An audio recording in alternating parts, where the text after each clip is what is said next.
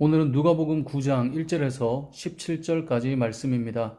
먼저 하나님의 말씀을 읽겠습니다. 예수께서 12제자를 불러 모으사 모든 귀신을 제어하며 병을 고치는 능력과 권위를 주시고 하나님 나라를 전파하며 앓는 자를 고치게 하시려고 내보내시며 이르시되 여행을 위하여 아무것도 가지지 말라. 지팡이나 배낭이나 양식이나 돈이나 두벌옷을 가지지 말며 어느 집에 들어가든지 거기서 머물다가 거기서 떠나라. 누구든지 너희를 영접하지 아니하거든 그 성에서 떠날 때에 너희 발에서 먼지를 털어버려 그들에게 증거를 삼으라 하시니 제자들이 나가 각 마을에 두루 다니며 곳곳에 복음을 전하며 병을 고치더라. 분봉왕 헤롯이 이 모든 일을 듣고 심히 당황하니 이는 어떤 사람은 요한이 죽은 자 가운데서 살아났다고도 하며 어떤 사람은 엘리야가 나타났다고도 하며 어떤 사람은 옛 선지자 한 사람이 다시 살아났다고도 함이라. 헤롯이 이르되 요한은 내가 목을 베었거늘 이제 이런 일이 들리니 이 사람은 누군가 하며 그를 보고자 하더라. 사도들이 돌아와 자기들이 행한 모든 것을 예수께 여쭈니 데리시고 따로 벳세다라는 고을로 떠나가셨으나 무리들이 알고 따라왔거늘 예수께서 그들을 영접하사 하나님 나라의 일을 이야기하시며 병 고칠 자들은 고치시더라. 날이 저물어 가매 12사도가 나와 여짜오되 무리를 보내어 두루 마을과 촌으로 가서 유하며 먹을 것을 얻게 하소서. 우리가 있는 여기는 빈들이니이다. 예수께서 이르시되 너희가 먹을 것을 주라 하시니 여짜오되 우리에게 떡 5개와 물고기 2마리밖에 없으니 이 모든 사람을 위하여 먹을 것을 사지 아니하고서는 할 수 없사옵나이다 하니 이는 남자가 한 5,000명 되밀어라. 제자들에게 이르시되 때를 지어 한 50명씩 앉히라 하시니 제자들이 이렇게 하여 다 앉힌 후 예수께서 떡 5개와 물고기 2마리를 가지사 하늘을 우러러 축사하시고 떼어 제자들에게 주어 무리에게 나누어 주게 하시니 먹고 다 배불렀더라. 그 남은 조각을 12바구니에 거두니라. 아멘. 대학교 수업 때 한 교수님이 수업을 하시면서 우리나라만큼 좋은 나라가 없다라는 말을 해주셨던 기억이 납니다. 이분은 외교부에서 오랜 시간 일을 하다가 은퇴를 하셨고요. 다녀본 나라만 120개국이 넘는다 할 정도로 많은 나라를 경험했던 분입니다.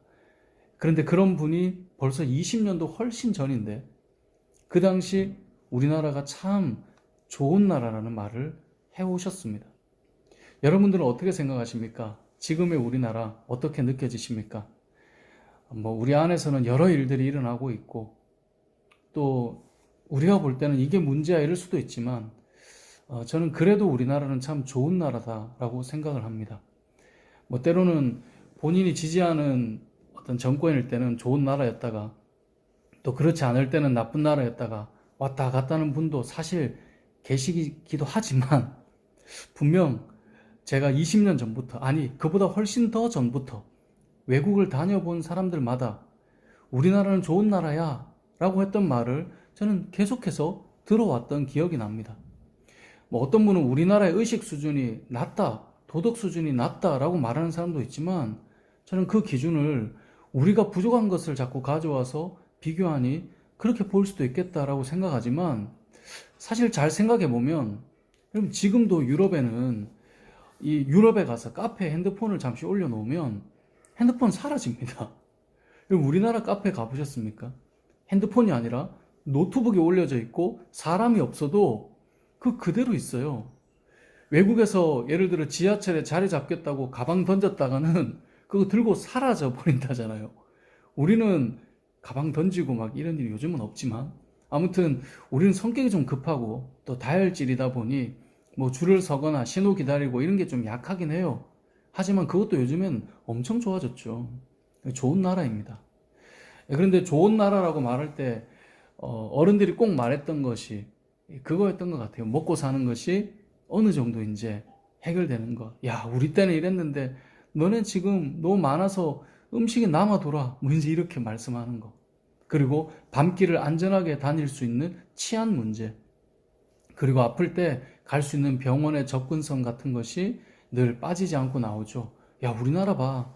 얼마나 살기 좋아. 뭐 사실 물도 좋고요.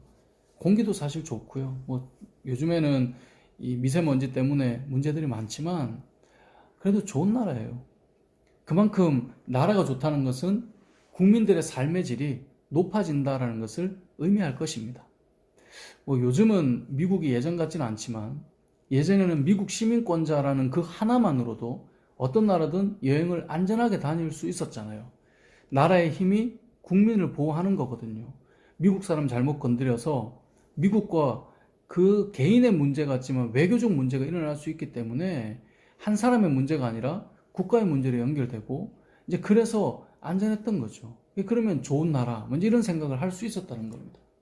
오늘 본문에도 이 나라에 대한 이야기가 나옵니다. 하나님 나라예요. 여러분, 세상 나라도 내가 어느 나라 국민이냐에 따라 삶이 많이 달라지는데 우리가 하나님 나라에 속해 있다라고 하는 것은 우리의 인생에서 너무나 중요한 부분이라는 사실을 우리는 기억해야 합니다.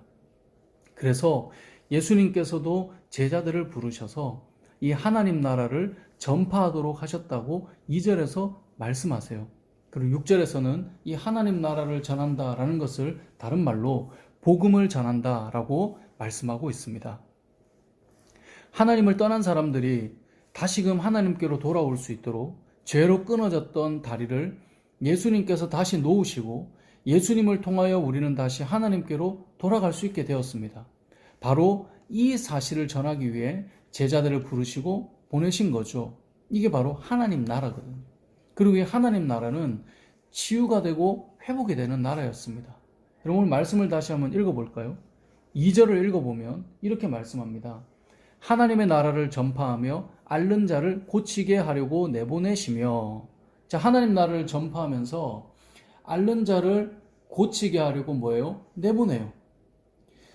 하나님 나라의 선포에는 아픔이 있는 자들이 치유받는 이야기가 함께 동반되는 거예요. 6절도 보세요. 제자들이 나가 각 마을에 두루 다니며 곳곳에 복음을 전하며 뭐를 고쳐요? 병을 고치더라. 11절도 보세요. 무리가 알고 따라왔거늘 예수께서 그들을 영접하사 하나님 나라의 일을 이야기하시며 병 고칠 자들은 고치시더라. 아멘.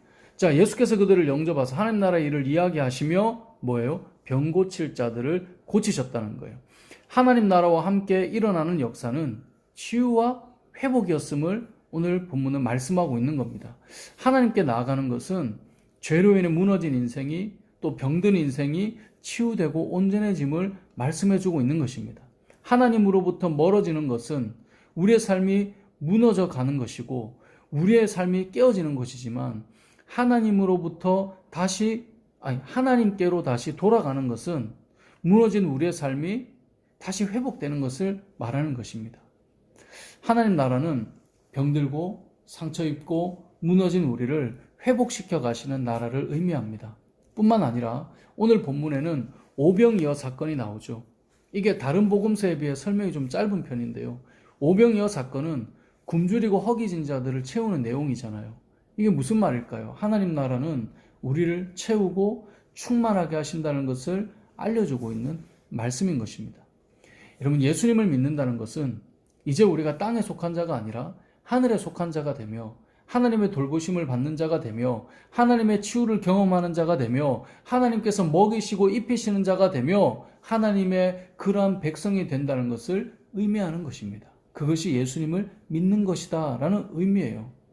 하나님 나라는 저와 여러분을 보호하시고 회복시키시는 나라라는 것을 기억해야 돼요. 자, 이러한 하나님 나라, 즉 복음을 전하기 위해 주님이 하셨던 일이 무엇입니까? 여러분 1절을 같이 읽어보겠습니다. 예수께서 12제자를 불러 모으사 모든 귀신을 제어하며 병을 고치는 능력과 권위를 주시고. 아멘. 무엇을 하셨죠? 제자들을 불러 모으셨습니다. 제자들을 부르신 이유가 무엇입니까? 예수님으로부터 시작된 진정한 회복의 기쁨과 우리를 먹이시고 충만케 하시는 그 은혜가 가득한 하나님 나라를 선포하고 알려주기 위해서 제자들을 부르신 겁니다. 물론 제자들이 먼저 이 기쁨을 누리는 것이겠죠. 그리고 제자들이 하나님 나라를 전하기 위해 부름받았다는 것입니다. 즉, 저와 여러분은 하나님 나라에 속한 자이고요. 동시에 우리를 부르신 목적은 우리를 회복시키신 그 하나님 나라로 또 다른 영혼들을 초청하기 위해 우리를 부르셨다는 거예요. 그래서 1절 말씀에 이 하나님 나라를 소개하실 때 뭐라고 말씀하셨냐면 12제자들을 불러 모으셨다는 거죠. 근데 그냥 부른 게 아니에요. 부르신 다음에 그냥 보내지 않고 그 1절 하반절에 보면 뭘 하세요? 병을 고치는 능력과 권위를 주셨어요. 무슨 말이에요? 모든 성도는 하나님의 부르심을 받은 제자거든요. 모든 성도는 하나님의 능력과 권위를 부여받은 제자들입니다. 우리는 우리가 가진 능력을 간과할 때가 많은데요. 사랑하는 성도 여러분, 하나님께서는 여러분을 그냥 세상으로 보내지 않고 능력과 권위를 주셨다는 사실을 기억해야 합니다. 그렇게 제자들은 전도여행을 떠났습니다. 그래서 3절을 보면, 3절 이하를 보면, 말씀을 보면 이들이 전도여행을 떠날 때 이들은 의지할 만한 장비들을 내려놓고 하나님만 의지하고 나아갔습니다. 그리고 그들이 가는 곳마다 복음을 전하는 곳마다 역사가 일어났습니다. 그렇게 하나님의 나라가 전파되고 하나님의 백성들이 세워졌습니다. 사랑하는 성도 여러분, 여러분에게도 하나님께서는 동일하게 병을 고치는 능력, 하나님의 역사가 나타나는 능력, 또 하나님의 권위가 나타나는 그 권위, 이런 것들을 우리에게 허락하셨다는 사실을, 여러분에게 허락하셨다는 사실을 믿으시기 바랍니다. 사랑하는 성도 여러분, 이 세상에서도 우리가 어느 나라에 속해 있느냐가 그 사람의 삶의 질을 사실 결정하죠. 그런데 이 세상 나라와 감히 비교할 수 없는 하나님 나라의 백성으로 부르신 그 은혜를 여러분 기억하십시오. 그리고 여러분들을 통해 또 다른 영혼들이 하나님 나라를 경험하고 하나님의 회복시키심과 치유하심과 풍성한 은혜를 누릴 수 있도록 복음을 전하는 여러분의 삶이 되시길, 또 복음을 전할 때 하나님의 능력과 권위가 나타나시길 주님의 이름으로 축복합니다. 아멘.